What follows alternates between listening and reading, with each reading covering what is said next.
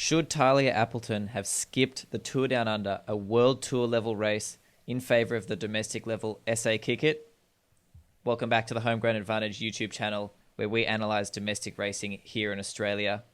Today, we're looking at the Pro Velo Super League opening round SA Kick It held down in Adelaide recently.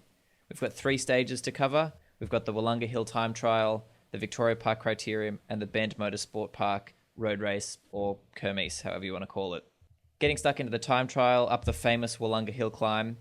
It was 2.9 kilometres. You can see the profile there, sort of steeper towards the top, a little bit flatter at the beginning. We had some strong times early on from Sophia Salmons of the Praddy's race team and Caitlin Nicholson, last year's Oceania Road Race champion. And recently, Caitlin Nicholson, she was 4th at the National, so she's in great form. However, the big story of the day was Talia Appleton. She'd been selected to race in the Tour Down Under for the Australian national team, and she actually decided to skip that in favour of the Pro Velo Super League to make sure that she got some runs on the board, and crucially those points for the league's overall standings. It's a risky move from the 19-year-old, but to be honest, there's no risk-free path forwards whether you go to the TDU or you go here. But to me, it shows that she's got immense confidence in her ability to perform throughout this season, and that she really backs herself to do well for the Pro Velo Super League overall standings. Crucially, she's trying to win that Liv Alula Jayco contract, the Continental contract, and I think by skipping the TDU, it shows she's got a lot of faith in herself, and I think for sure, that's not a decision that you take lightly, and I think she's going to be really one to watch throughout this series. It also shows as well, she's 19 years old, that, it's possible that these sorts of opportunities might come up for her again in the future. She has a few more years as an under-23 rider to perform at Nationals, do well during the season, and earn a spot at the TDU. She's also competing at the Cadell Evans Great Ocean Road Race, so she'll still get some national team experience, but look, either way, big decision and something that a lot of people were talking about coming into this time trial. Her performance up Wollonga was fantastic, honestly. I've just popped up the top 10 on Strava here. You can see Sarah Gigante, she's got the KOM, Marianne Brunel just ahead. Marianne's only 8 seconds ahead, and only last year she finished 17th in the Tour de France, and she followed that up actually by winning the Tour de l'Avenir Femme as well, essentially the under-23 Tour de France. Outstanding rider in her own right. And that was crucially in a time trial up Wollonga as well, only a year ago. So for Talia Appleton to only be 8 seconds behind, that really shows the level that she's performing at. Only 2 seconds behind her, you've got Caitlin Nicholson, a further 2 seconds back, Sophia Salmons to round out the podium for the time trial today. But look, I just think seeing that top 10 on Strava really shows the level that these riders are at domestically. There are plenty of World Tour riders sitting further down the standings, but those were set during the actual Tour Down Under road race.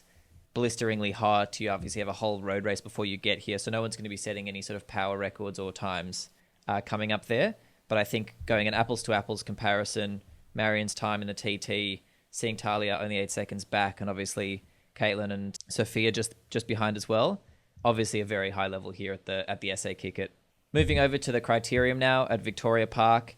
It's a pretty twisty circuit. Crucially, there are a couple of corners right as you come into the finish, which we'll get to in a second, and those are going to be important later on when we're breaking down the finish line. There were 3 intermediate sprints for this one, and you had 3, 2, and 1 bonus seconds available at each of these. At the domestic level in Australia, it's a bit of an interesting one. You can sort of live and die by the bonus seconds. We have a lot of intermediate sprint bonus points. You get bonus seconds for finish line positions as well.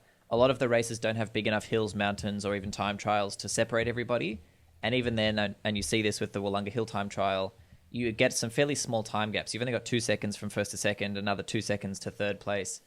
Bonus seconds can have a really big impact on that final GC standing. And if you want to win the GC in these events, you have to be able to perform in those intermediate sprints. In the first intermediate sprint, you can see Talia Appleton here. She didn't have too much team support. She came across the line 4th. So a bit of energy used for no real gain at this point. But I will say her team adjusted pretty well.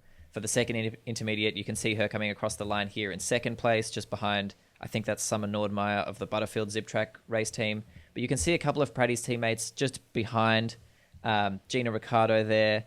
So they've helped her get up to the front, make sure she gets a couple of bonus seconds. So she's picked up 2 there. She ended up finishing 3rd in the third bunch sprint, or the third intermediate sprint as well. So she's picked up 3 bonus seconds. She extends her lead to 5 seconds over Caitlin Nicholson of the Butterfield Zip Track team. Following the intermediate sprints, the 2 intermediate sprints, we had one rider go off the front. That was Vanessa Nanfra from the Women's Cycling Development Initiative out of Queensland. You can see the intermediate sprint happening just behind But Vanessa, she got caught towards the end, and everything was getting set up for a big sprint between Praddy's Sophie Ma and Butterfield Zip Track Racing's Odette Lynch. And you can see them coming around the corner here. You've got Sophie Ma absolutely screaming around this last right-hand corner. Odette Lynch, she's sort of sitting a little bit further back. She's in about fifth wheel or so. She's got a rider just ahead of her to the right-hand side as well, which is going to make positioning a little bit trickier for her. And you can see on the overhead shot, as they come around these last few little bends, there's a right-hand bend that takes you into that final corner. And Sophie Ma, coming around that last corner, or second last corner, first wheel, she's hit out with a really early sprint. And you can see her already extending the gap here as they come into that right-hand bend. Odette Lynch is probably the only person here who could challenge her, and she's sitting a little bit further back. She's actually on the far left here, and she's going to have to go the long way around. So Sophie Ma, she's got clean air in front and around her, so she can choose the fastest line through this corner. She whips through. Odette Lynch is sitting over on the outside, so she's got to go the long way round. You can see she's struggling to close the gap there. She's still a very quick sprinter, but Sophie Ma, early jump, big gap. Once you get something like that and you go through those last corners with no obstruction, it's pretty much game over. So Sophie Ma, she takes a fantastic, very well-deserved win. Odette Lynch in second place there as well. And I think these two are the sprinters that we're going to be seeing dominating this Pro Velo Super League throughout the series. And this is the GC after stage 2, the criterium. You can see that Talia Appleton, she's extended her lead there to 5 seconds over Caitlin Nicholson. Sophia Salmon's at 7 seconds there in third place. And the reason I was calling out the bonus seconds before is it's actually very challenging to be able to, number one, perform on something like the Wollonga Hill time trial. It's pretty much a pure climbing TT there. And then to be able to come out of that or perform well there and also be at the front in a really, really aggressive criterium is actually very hard. You know, you have to position yourself at the front, then you have to sprint against other people who are looking to get points for the sprint jersey. And, you know, actually getting to the front of these races is much easier said than done. And you can see that because Caitlin Nicholson and Sophia Salmons didn't pick up any bonus seconds at all. And you would expect Caitlin Nicholson to be motivated to pick up a few. She only needs to win one bonus sprint and then she's in the GC lead. So obviously really impressive from Talia, shows a really good level of versatility for her. And I think that should bode well as we go into the rest of the league. Moving into stage 3 now, the Ben Motorsport Park. I did my analysis of this one for the men's race. It was very windy. You can see the track here. The women's race was actually earlier in the day. I think they kicked off at about 9 a.m. They didn't have really that much wind at all coming into this one. And you can see here during the beginning of the broadcast, where there was a little interview with the Praddy's director, Andrew Christie Johnson, just complaining about how little wind there was. I think they were expecting a little bit more. You know, that obviously gives the opportunity to split things up. But without that, I think we were in for maybe a little bit more of a benign affair for the women's event. And we were probably looking again at maybe a rematch between Odette Lynch and Sophie Ma. You can see as well how wide the track is. You know, it's very easy to move up. And I think that really just sets the stage for a big drag race at the finish line. The race was pretty much patrolled by Praddy's. They've obviously got two areas that they're working for. They want to try and win the overall with Talia Appleton. They're also trying to win the stage with Sophie Ma. Sophie's moved up a few spots in GC as well. She's sitting in 5th at the moment, I think it was, after stage 2, after picking up bonus seconds at the finish line. And it shows as well, also Sophie Ma's versatility to be able to be right at the top. I think she finished 9th in the time trial up Wollonga Hill, and she's still sprinting so well. I think she's going to be a massive headache for a lot of the riders and different teams throughout the series. For someone like that, I don't think she's going to get dropped on too many courses. And if she can sprint that well, I reckon we're going to see her on the top step quite a few times this season. But coming back to this sprint, it was Odette Lynch. She actually had a much better lead out this time from her team. I think, you know, it was their first lead out as a team yesterday in the criterium. And these things are very tricky to dial in. Getting a lead out is also one of those things, very much easier said than done. You're trying to position your sprinter at the front, but how do you do that when there are other teams and other riders trying to do the exact same thing? And I think they maybe had a few learnings, a few lessons that they took out of that one. Coming into this one, you've obviously got a bit more room to play with. They really dialed this one in. You can see one of their lead-out riders who's peeled off a bit earlier on, over on the right-hand side of the shot here as Odette comes through.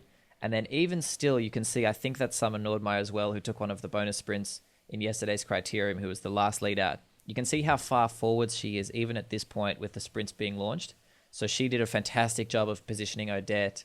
I can't see too many Praddy riders around for a perfect lead-out for Sophie. And so Odette, look, she managed to deliver here. Really strong straight line speed. Great sprint from her. She gets the win ahead of Sophie Ma. and Se-Wing Lee from the Hong Kong China national team. 2 riders to watch out for just behind there. So you've got Emily Sanders taking 5th, Liani Vanderberg in 6th place, and then she's not in this shot. I think she got a little bit excited chasing after some of the bonus seconds. Anna Dubier as well. These 3 riders are under 19 riders. Really good to see them right at the top end of this race here. I expect to see them have quite a rapid progression, maybe compared to other sort of slightly more mature riders in the field, but definitely a lot of sprint talent there from the under 19 riders.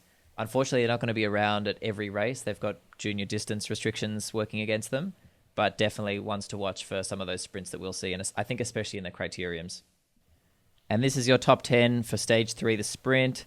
Look, I think Odette Lynch, really strong here. She showed that she can sprint really well in sort of a pure sprint situation after maybe a slightly easier day.